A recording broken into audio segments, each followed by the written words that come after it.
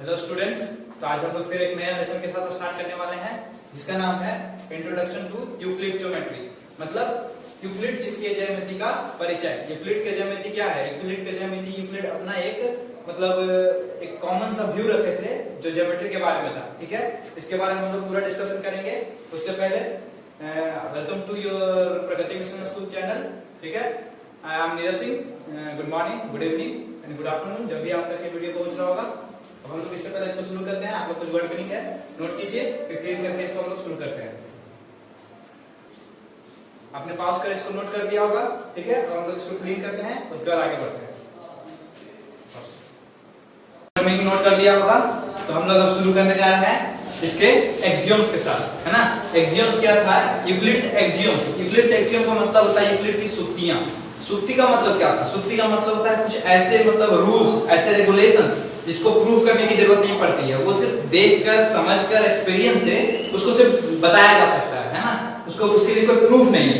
ठीक, तो जैसे देखिए पहला यूक्लिड का सूत्र क्या था? Things which are equal to the same thing. अगर कोई चीज है जो किसी दूसरे चीज के बराबर है ना। जैसे में अगर समझना है तो जैसे ये लाइन है जो इस लाइन से बराबर है, उसके बाद क्या किया जा रहा है? Equal to the same thing are equal to one another.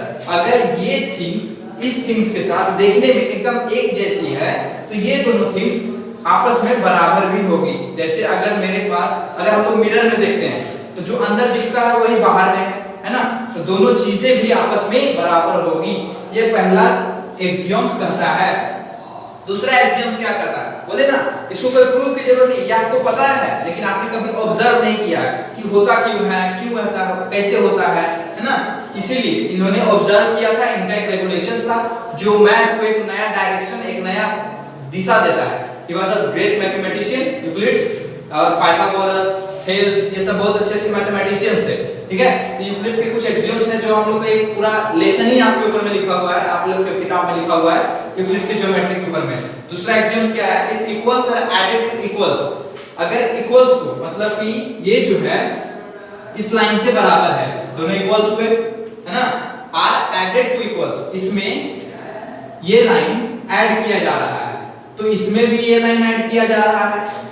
पहले से तो ये दोनों बराबर थे, ठीक है, और जो ऐड किया जा रहा है वो ये है, इसमें भी जो ऐड किया जा रहा है वो ये है, ये दोनों भी आपस में बराबर है। ठीक है, तो जो रिजल्ट आएगा वो दोनों भी आपस में बराबर होंगे। मार्क्स नंबर के अनुसार अगर समझते हैं तो एक नंबर 3 है, एक नंबर 3 है, दोनों आपस में बराबर है। इसमें हम 2 ऐड कर रहे हैं तो इसमें भी 2 ऐड करना होगा। क्यों?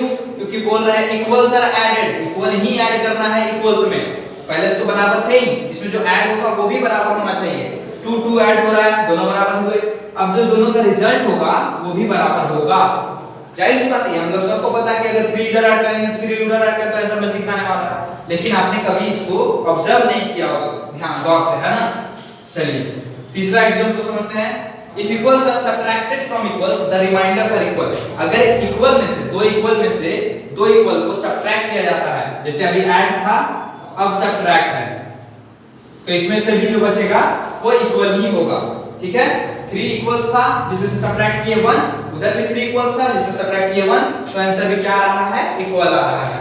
ठीक है, फोर्थ एक्सियम्स क्या है? Things which coincide with one another are equal to one another.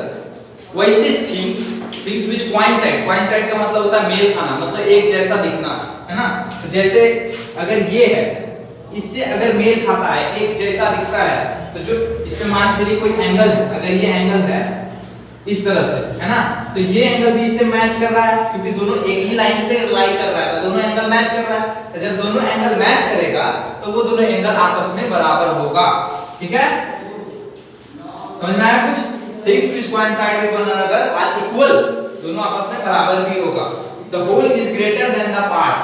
The whole, अगर मान के चलिए कि एक सर्किल है, सर्किल का एक हिस्सा निकाल देते हैं तो ये बनता है, बोल रहा है कि होल क्या था? ये पूरा सर्किल, जो पार्ट क्या है वो ये है, तो बोल रहा था होल इज ग्रेटर, जो ये होगा वो इससे ज्यादा होगा। जाहिर सी बात है, जो पूरा होता है वो उस पूरे का एक हिस्सा से बड़ा होता है, कि छोटा हो जाएगा, छोटा छोटा नहीं होगा, हमेशा बड़ा होगा। अगर आपके पास एक केक है, उसमें से आप आधा कट कर किसी को दे देते हैं, तो आपका हिस्सा बड़ा होगा कि आपका जो पहले था वो हिस्सा बड़ा होगा?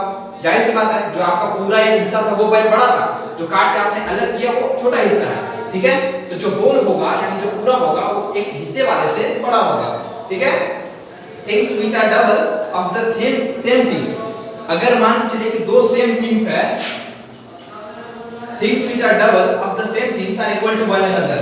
अगर कोई दो सेम थिंग्स है, दो सेम, मान लीजिए कोई मार्किंग है 3 है 3 है, ठीक है, दो सेम नंबर्स हैं, अगर इसको डबल किया जाता है और इसको भी डबल किया जाता है, तो दोनों का जो आंसर होगा वो भी आपस में बराबर होगा। Things which are double of the same things are equal to one another. ठीक है, things which are half of same things are equal to one another.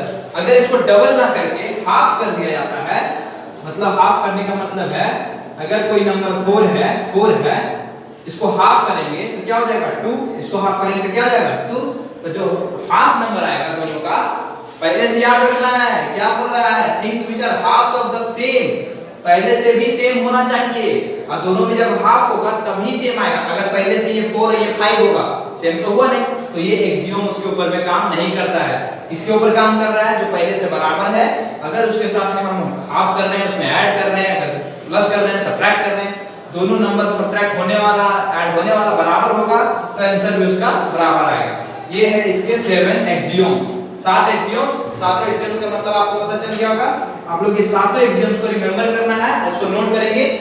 ये लेसन जो है मेनली पोस्टुलेट्स और एक्सियम्स के ऊपर में ही है। पोस्टुलेट्स क्या होता है, लॉज जिसको प्रूव किया जा सकता है। एक्सियम्स क्या होता है, वो लॉज जिसको प्रूव नहीं किया जा सकता है। तो ये 7 एक्सियम्स हैं और 5 पोस्टुलेट्स है। इसके बाद मैं आपको पोस्टुलेट्स का डिस्क्रिप्शन दिखाऊंगा, उसको प्रूव भी करके दिखाऊंगा, है ना। पहले इसको आप लोग नोट करेंगे।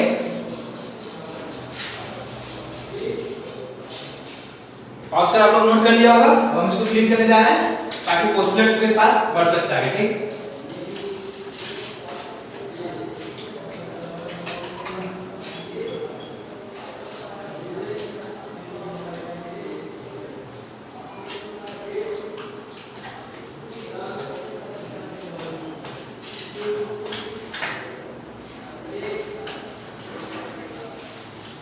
चलिए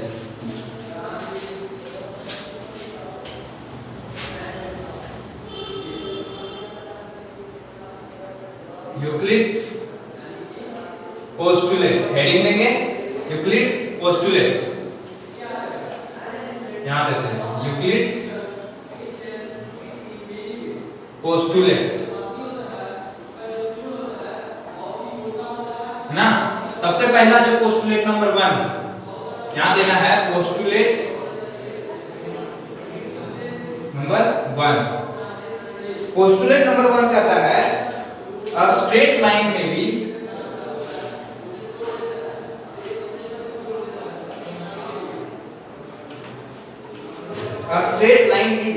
drawn from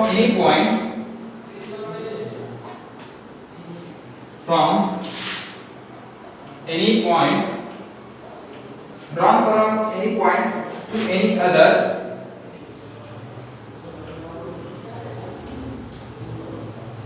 to any other point। इसका मतलब क्या होता है, पोस्टुलेट नंबर 1 आपका हो गया, a straight line may be drawn from any point to any other point। जब भी कोई हम एक स्ट्रेट लाइन को ड्रॉ करेंगे, तो वो पहले पॉइंट से शुरू होकर दूसरे पॉइंट पे जाके खत्म हो जाता है ना। पहला पॉइंट से शुरू हुआ था और कहां खत्म हो गया, दूसरे पॉइंट पे। यही है इसका पहला प्रूफ। ठीक है, बस इतना ही। आप इसको समझिए कि ये एक्सियम्स है या पोस्टुलेट्स ही है, जिसका एक प्रूफ है। जब क्वेश्चंस आप सॉल्व करेंगे तो आपको पता चलेगा पोस्टुलेट्स क्या होता है ना, उसका वैल्यू क्या होता है। जैसे कि अगर आपको बोला जाए कि एक रे एक लाइन सेगमेंट में अंतर बताया जाए, एक रे एक लाइन सेगमेंट में अंतर बताइए, तो रे जो होता है वो एरो के साथ होता है। क्यों? क्योंकि इट इज स्टिल इंक्रीजिंग, ये अभी भी बढ़ रही है, समाप्त नहीं हुई है। चाहे वो इस तरफ बढ़ रही हो चाहे उस तरफ बढ़ रही है ना। जो लाइन होती है उसका कोई एंडिंग होता ही नहीं है ना। वो यहां से लेकर पूरे बोर्ड में लगा दो, उसके बाद में लगा दे, है ना। तो जो एरो रे होती है वो किसी एक तरह से, या तो इधर या तो इधर, ठीक है। जो लाइन सेगमेंट्स होती है, लाइन होती है वो दोनों तरफ से, इधर भी इंक्रीज करती है। जो सेगमेंट्स होती है वो दोनों तरफ ब्लंट एंड्स होती है, मतलब कि रुकी हुई। एक लाइन सेगमेंट खींच देना है। क्वेश्चन में हमेशा क्यों लिखा हुआ रहता है कि draw a line segment of 5 centimetre? वो बोलते हैं कि ड्रॉ अ लाइन सेगमेंट, एक खंड बनाना है, नॉट अ लाइन। लाइन का मतलब कि वो बढ़ ही रहा है अभी तक, है ना, इंक्रीज हो रहा है अभी तक, ठीक है। तो इसको कहते हैं रेज, इसको कहते हैं लाइन, इसको कहते हैं लाइन सेगमेंट। डन? चलिए इसको क्लियर करते हैं। पोस्टुलेट नंबर 2 की ओर डिस्कस करते हैं। Postulate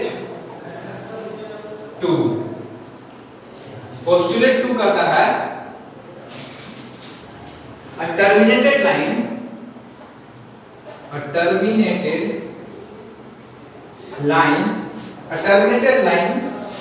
can be produced indefinitely, can be produced indefinitely। A terminated line मतलब कि एक समाप्त होने वाली लाइन। अगर हम यहां से शुरू करते हैं, जा रहे हैं, बनाए हुए जा रहे हैं, यहां पे जाके समाप्त करते हैं, यहाँ पे भी समाप्त कर सकते हैं, यहाँ भी समाप्त कर सकते हैं, यहाँ भी समाप्त कर सकते हैं, जहां मर्जी हम इसको वहां रोक सकते हैं, है ना। तो जो बोला जा रहा है लाइन, टर्मिनेटेड लाइन मतलब जो लाइन समाप्त हो रहा है उसका जो प्रोड्यूस होता है, मतलब कि वो जो बनाया जाएगा वो इंडेफिनिटली बनाया जाता है, मतलब कहीं तक भी जा सकता है, उसके कोई निश्चित सीमा नहीं है ना, वो अनिश्चित है, ठीक है। ये इसका कहने का दूसरा पोस्टुलेट है, जिसको हम लोग ए और बी से भी नोट करते हैं, ठीक है। मतलब कि ये लाइन सेगमेंट जो है यहां से जाकर यहां खत्म नहीं होती है, इसके बाद भी स्टिल इंक्रीजिंग है, बताया ना। लाइन सेगमेंट जो होता है वो स्टॉप होता है, लेकिन जो लाइंस होती है वो स्टिल इंक्रीजिंग होती है। तो ये हम लोग यहां भी रोक सकते थे, इसके बाद भी रोक सकते हैं और इसके पीछे भी ले जा सकते हैं इसको, ठीक है। तो ये हो गया हम लोग का सेकंड पोस्टुलेट। अब आते हैं थर्ड पोस्टुलेट्स के ऊपर में। पोस्टुलेट 3, पोस्टुलेट 3 कहता है a circle can be drawn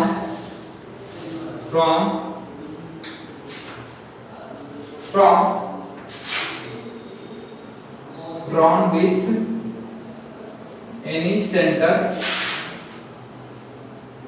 and any radius।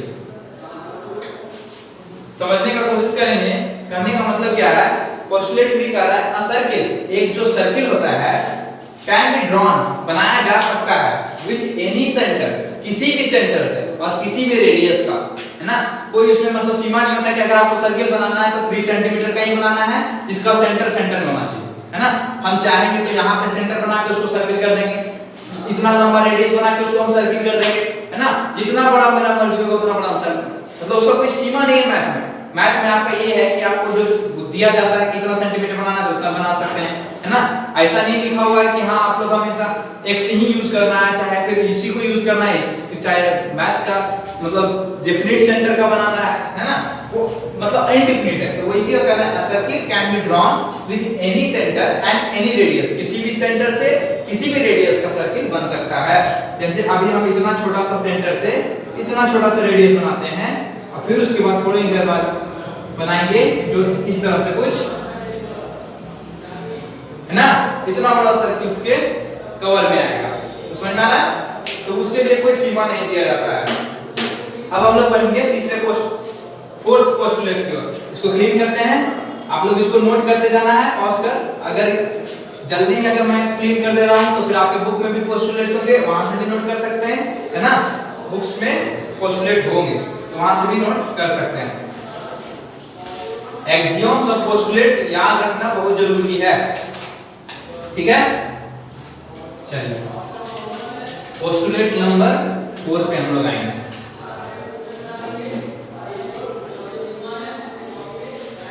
Postulate number 4, postulate number जो 4 है कहता है all right angles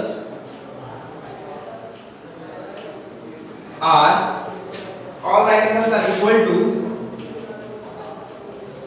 one another। इसमें राइट एंगल्स के बारे में किसको पता है? चलिए हाथ उठाइए। अरे देख सकते हैं हम लोग, है ना? All right angles are equal to one another. Right angles के बारे में कौन कौन जानता है? राइट एंगल्स के बारे में 9th क्लास में अगर आप हैं तो राइट एंगल्स के बारे में सभी को पता होना चाहिए, है ना? अगर नहीं जानते हैं तो बताते हैं। राइट एंगल्स वो राइट एंगल्स होता है जो कि हमेशा 90 डिग्री कवर करता है। कितना डिग्री का कवर करता है? 90 डिग्री कवर करता है। राइट एंगल्स हमेशा 90 डिग्री का होता है। ये हो गया आपका राइट एंगल। राइट एंगल कितना डिग्री का होता है? 90 डिग्री, ठीक है?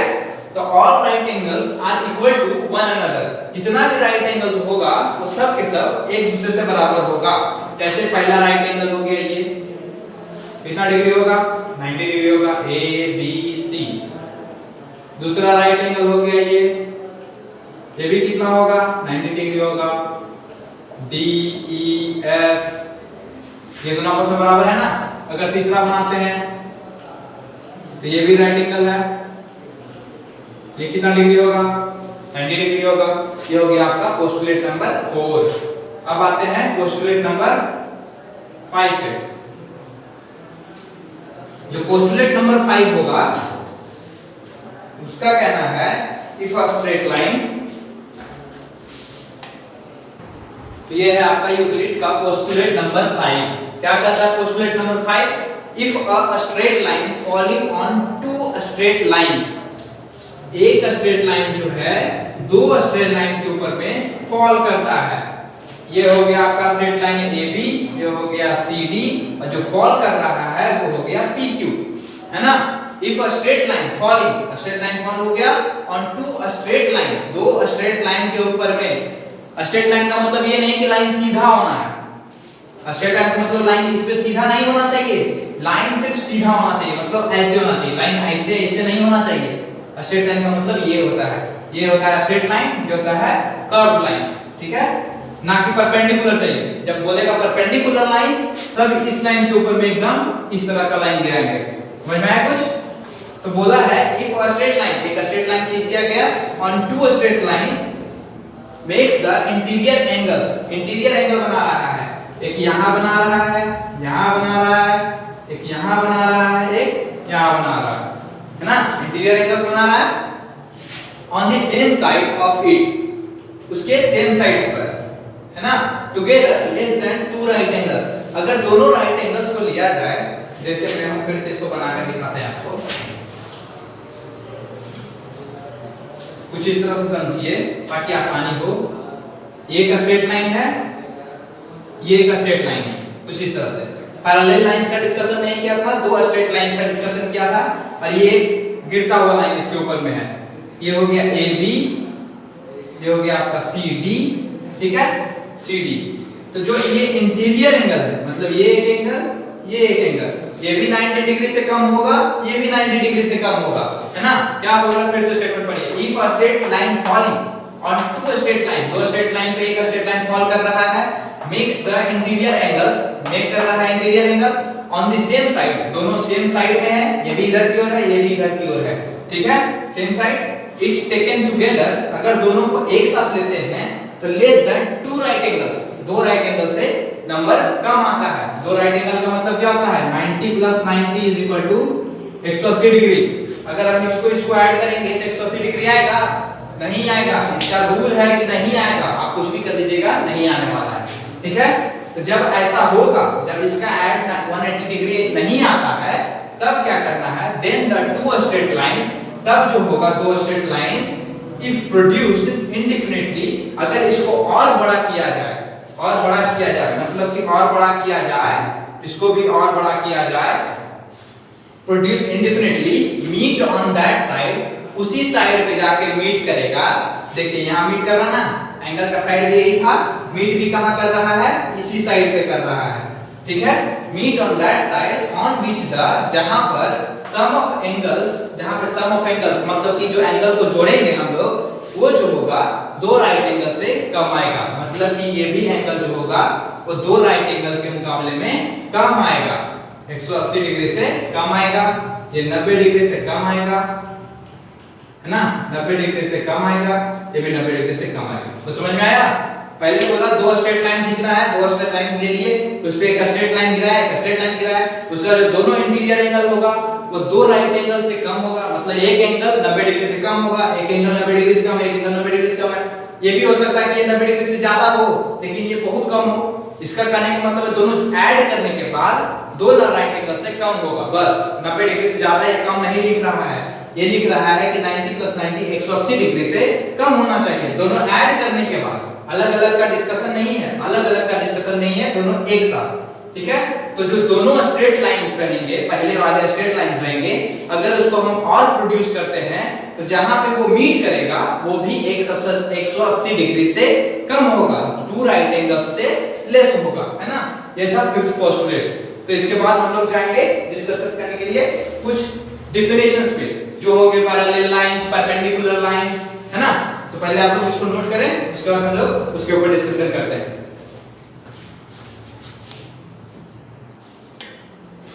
आपने नोट किया होगा, चलिए अब इसको क्लीन करते हैं और उसके बाद आगे डिस्कस करते हैं। अब जो हम लोग डिस्कस करने जा रहे हैं वो है पैरेलल लाइंस। पैरेलल लाइंस किसको बोलते हैं? तो पैरेलल लाइंस उस एंगल, उस लाइन को बोलते हैं, मान के चलिए कि ये एक लाइन है, ठीक है, इस पे दो लाइन गिर रहे हैं, यहाँ एक एंगल बन रहा है, एक यहाँ एंगल बन रहा है, एक यहाँ बन रहा है, एक यहाँ बन रहा है। तो जब ये एंगल मान के चलिए 1 है, ये 2 है, ये 3 है, ये 4 है ना, किसी का एंगल पता नहीं है, लेकिन अगर मान लीजिए ऐसे कुछ दो लाइंस के ऊपर में हम दो लाइन बनाते हैं, उस पे इसका एंगल इससे बराबर हो जाएगा, इसका एंगल इससे बराबर हो जाएगा। इससे पहले वाले एक्सियोम्स में हम लोग पढ़े थे कि दोनों एंगल आपस में इंटीरियर बराबर हो जाते हैं, है ना। तो जब इफ 1 जो होगा 2 से बराबर हो जाता है, अगर ये एंगल इस एंगल से बराबर हो जाता है, एंड 3 जो होगा वो 4 से बराबर हो जाता है, ये सब जो एंगल्स हैं अगर आपस में बराबर हो जाते हैं तो जो ये लाइन होगा, AB लाइन होगा और CD लाइन होगा, वो क्या हो जाएगा, आपस में पैरेलल हो जाएगा। क्या समझ में आया? जो बाहर के एंगल्स होते हैं अगर 1 और 2 बराबर हो गए, 3 और 4 बराबर हो गए, तब क्या होगा, पता चल जाएगा कि दोनों लाइन एक ही डायरेक्शन में, एक ही दूरी से मेंटेन करते हुए आगे की ओर बढ़ रहे हैं, है ना। तब AB पैरेलल CD हो जाएगा। इसको बोलते हैं पैरेलल। जो दो स्ट्रेट लाइन होता है उसको पैरेलल बोलते हैं। परपेंडिकुलर लाइन क्या होता है? तो परपेंडिकुलर लाइन होता है, मान के चलते हैं कि एक लाइन है A, इसके ऊपर एक लाइन है, स्ट्रेट लाइन है ना, जो 90 डिग्री को कवर कर रहा है, ठीक है। ये हो गया आपका A, B, C, D। तो जाहिर सी बात है कि एंगल B जो होगा 90 डिग्री का होगा, क्योंकि हमने 90 डिग्री यानी एक स्ट्रेट लाइन खींची है, तो 90 डिग्री का होगा, ठीक है। तो जब 90 डिग्री का हो जाएगा, 90 डिग्री होगा लेकिन किसके ऊपर में, ऑन CD। परपेंडिकुलर लाइन होगा, angle B is 90 degree, angle B is 90 degree on CD, ठीक है। तो then line associated with the angle are known as perpendicular line, that is AB perpendicular on CD। मतलब क्या होता है, angle B जो हम लोग बनाया 90 डिग्री हो गया, किस लाइन पे, CD लाइन पे। तो जो लाइन एसोसिएट कर रहा है, ये लाइन जो है इस लाइन से एसोसिएट कर रहा है परपेंडिकुलर लाइन में, है ना, सीधी 90 डिग्री की लाइन में। जब वो 90 डिग्री मेंटेन करता है तब हम लोग उसको लिखते हैं ऐसे, AB is perpendicular on CD। इसको कहते हैं परपेंडिकुलर, जिसमें एंगल कितना होता है लाइन का, दूसरे लाइन के मुकाबले में 90 डिग्री का एंगल होता है। अगर ये लाइन है, ये लाइन है, तो ये परपेंडिकुलर नहीं है, क्योंकि इसका एंगल कितना है, डोंट नो, बट 90 डिग्री नहीं है। कब होगा, जब ये बिल्कुल ऐसे हो, तब यहाँ पे कितना डिग्री आ रहा है, 90, यहाँ 90, है ना, समझ में आया। चलिए अब आता है लाइन सेगमेंट पे। तो as we discuss later earlier, a part of line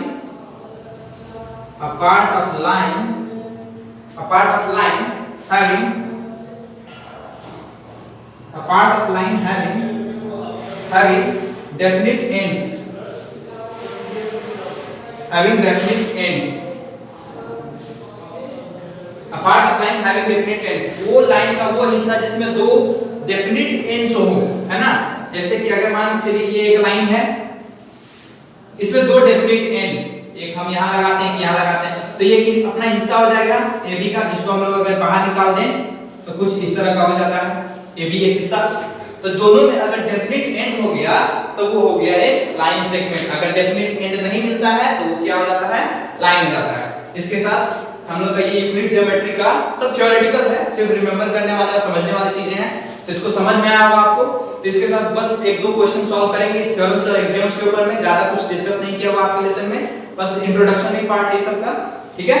जो 3 लेसन से अभी तक आप लोगों ने देखा, पॉलिनोमियल्स, ये कोऑर्डिनेट ज्योमेट्री, उसके बाद फिर आपका 4th लेसन जो था वो सब इंट्रोडक्शन पार्ट था। उसी तरह से 5 भी है यूक्लिड ज्योमेट्री, जो 9 के लिए ही बस है, ठीक है, लेकिन इसका आगे इस्तेमाल होता है, ठीक है। तो इसको हम लोग पोस्टुलेट्स को समझ गए, इसमें कुछ इंपॉर्टेंट टर्म्स को समझ गए। अब इसमें एक दो सिंपल क्वेश्चंस या टफ क्वेश्चंस जिसको कहें उसको सॉल्व करेंगे। टफेस्ट क्वेश्चंस जो इसमें आ सकती है 9th क्लास के लिए, लेवल के लिए, उसको हम लोग अभी सॉल्व करेंगे। पहले आप लोग इसको नोट करें, पॉज करके, उसके बाद हम लोग इसको क्लीन करके और क्वेश्चंस को रिप्रेजेंट करते हैं।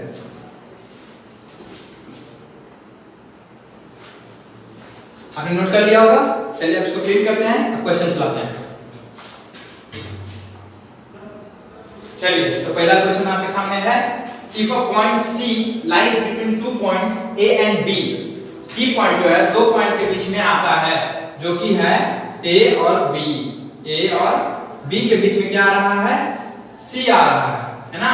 Such that AC is equal to BC, जिसमें क्या हो रहा है कि AC जो है किससे बराबर है, BC से बराबर है।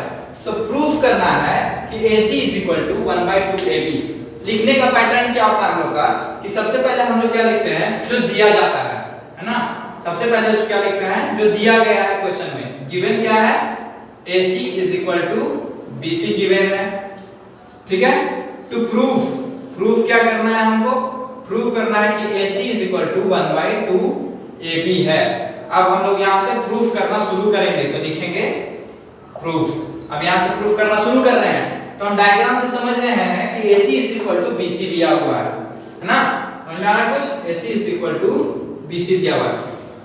अगर ये समझते हैं AC is equal to BC दिया गया है, AC में AC और ऐड करते हैं तो 2AC आएगा, है ना। अगर मिडिल में है, जितना ये है उतना ही ये है, तो अगर हम जैसे 1 ये लाइन हो गया, 1 इधर है और 1 इधर है, दोनों को मिलाने से क्या बनेगा, 2 बनेगा। 1 में 1 ऐड करते हैं यहाँ पे और 1 में 1 ऐड करते हैं यहाँ पे, तो हमको 2 का 2 लाइंस मिलेगा नहीं मिलेगा, 1 1 2 1 1 2, दो का 2 मिलेगा। और जब ऐड नहीं कर रहे थे तो दोनों मिला के एक लाइन बन रहा था। ठीक उसी तरह से ये दोनों मिला के अभी एक लाइन बन गया है, लेकिन इसके अंदर इतना और ऐड करेंगे तो ये एक अपना सेपरेट इतना बड़ा लाइन होगा, इसके अंदर इतना और ऐड करेंगे तो ये एक अपना सेपरेट अपना लाइन होगा। तो समझ में आ रहा है, ठीक है। तो AC अगर ऐड करेंगे तो कितना बड़ा लाइन बनेगा, जितना ये पहले से है, ठीक है। और इसी के साथ में BC के साथ AC ऐड करेंगे तो ये कितना बड़ा लाइन होगा, जितना बड़ा ये है। तो समझ में आया, जैसे BC, ये BC, इसमें प्लस कर दिए AC को, तो जो लाइन बनेगा वो क्या होगा, AB लाइन होगा, ठीक है। AC हो गया, इसमें जो ऐड करेंगे वो भी AC, फिर से AC को ऐड कर दिए तो क्या लाइन बन जाएगा, A और B बन जाएगा, है ना। दोनों तरफ से बराबर हो जाता है, जिसको हम लोग क्या बोलते हैं, यूक्लिड के एक्सियोम्स को बोलते हैं, जिसमें क्या लिखा हुआ था, equals are added to equal are equal. मतलब अगर इक्वल में इक्वल ऐड करेंगे तो आंसर भी इक्वल ही होता है, ठीक है। देखिए अब इसको सॉल्व करते हैं simply. AC is equal to AC तो हो जाएगा 2AC, BC और AC को ऐड कर देंगे, इस पूरा को ऐड कर देंगे तो सिर्फ एक ही लाइन बन जाएगा, वो क्या हो जाएगा, AB बन जाएगा। तो AC का वैल्यू क्या हो जाएगा, 2 इससे क्या है, मल्टीप्लाइड है, जब 2 इधर चला जाएगा तो क्या हो जाएगा, डिवाइड AB/2। देखिए तो प्रूव हो रहा है AC is equal to 1/2 AB। मतलब इसको हम लोग ऐसे भी लिख सकते हैं। हेलो स्टूडेंट, तो ये हो गया अगला क्वेश्चन, ठीक है। If figure AC is equal to BD then prove that AB is equal to CD बताया गया है। फिर वैसे ही लिखना है हमको, सबसे पहले क्या लिखना है, गिवन कि दिया क्या गया है, दिया गया है AC is equal to BD। To prove क्या करना है, AB is equal to CD। Question समझेंगे, figure AC is equal to BD ये हो गया गिवन, और ये करना है प्रूव दैट, यानी कि प्रूव करना है, टू प्रूव करना है। तो प्रूफ लगाएंगे, प्रूफ कैसे लगाएंगे भाई, चलिए देखते हैं। सबसे पहले आते हैं AC के कंपोनेंट में। AC के कंपोनेंट में AC किन दो चीजों से बना गया है, AC कहां तक आता है, यहां तक आता है। कौन कौन से दो पॉइंट से बना हुआ है, एक A से B तक का पॉइंट है प्लस B से C तक का पॉइंट है, जिसको दोनों मिला करके बनाता है AC। कैसे समझेंगे, देखिए 3 एक लाइन है, वो दो छोटे छोटे लाइन से बना है, जो कि एक 2 है एक है 1 है। 3 जो है दो छोटे छोटे लाइन से बना हुआ है, एक 2 + 1। उसी तरह से AC जो है दो छोटे छोटे लाइन से बना है, एक AB और दूसरा BC, है ना। AC = AB + BC। ठीक उसी तरह से अब आते हैं BD में। BD के सेक्शन में आते हैं, तो BD का जो सेक्शन होता है उसमें भी देखिए BC और CD, BC और दो सेक्शन से बना हुआ है। अब इसमें आपको पहले क्वेश्चन में दिया गया है AC जो है, यानी ये जो है इससे बराबर है, ये जो है इससे बराबर है, तो ये भी इससे बराबर हो जाएगा। अगर 3 जो है, मतलब कि अगर ये मैंगो जो है 3 मैंगो जो है, तो यहाँ पे 2 मैंगो एक साथ और 1 मैंगो एक साथ रखा गया है। यहाँ 3 ग्रेप्स है, वो 2 ग्रेप्स एक साथ और 1 ग्रेप्स एक साथ रखा गया है। अगर हम बोलते हैं दोनों मैंगो और ग्रेप्स आपस में बराबर हो जाते हैं, तो फिर तो ये दोनों भी बराबर हो गए ना, क्योंकि ये इससे बराबर है और ये इससे बराबर है, तो ये इससे बराबर हो गया है, फिर ये इससे बराबर हो गया। तो समझ में आया, देखिए 3 मैंगो इससे बराबर, ये सिस्टम इससे बराबर, तो ये सिस्टम भी पूरा इससे बराबर है। ये जो सिस्टम है वो इस सिस्टम से बराबर है, ये जो सिस्टम है वो इससे बराबर है, और ये जो है इससे बराबर हो गया, तो ये सब आपस में बराबर हो गए ना सबके सब। तो देखिए अगर AC जो है गिवन है, मतलब ये आपको दिया गया है AC = BD जो है वो दिया गया है पहले से क्वेश्चन में, जो यूज करेंगे थ्योरम या प्रूफ उसको साइड में लिखना है, ठीक ना। जैसे कि हमने यहाँ पे लिखा ना गिवन, मतलब ये हम लोग को दिया गया, हमने कहीं से लाया नहीं है, ये दिया गया है। AC = BD दिया गया। AC का वैल्यू, AC किस चीज से बनता था, AB और BC से, AB और BC से बना हुआ था। BD किससे बना हुआ था, BC और CD से बना हुआ था। फिर से क्वेश्चन पे गौर करेंगे कि प्रूव क्या करना है, AB = CD। देखिए यहाँ पे AB CD BC BC दोनों में है, मतलब कि 3 है + 2 है, 3 है + 2 है। तो समझ में आया, हमको प्रूव करना है 3 = 3।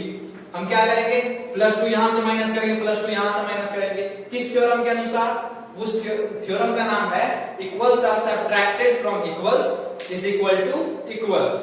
क्या कहते हैं, इक्वल्स आर सबट्रैक्टेड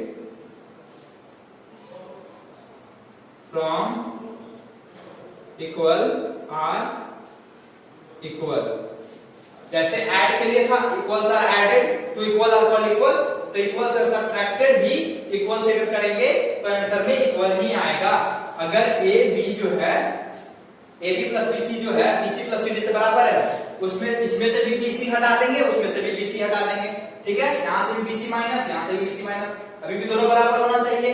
तो AB जो होगा लिखेंगे CD से बराबर है, क्योंकि अभी तो पूरा सिस्टम बराबर था ना, तो इसमें से BC हटा, इसमें से भी BC हटा, तो दोनों में से जब हट भी बराबर रहा है तो अभी भी सिस्टम बराबर रहेगा।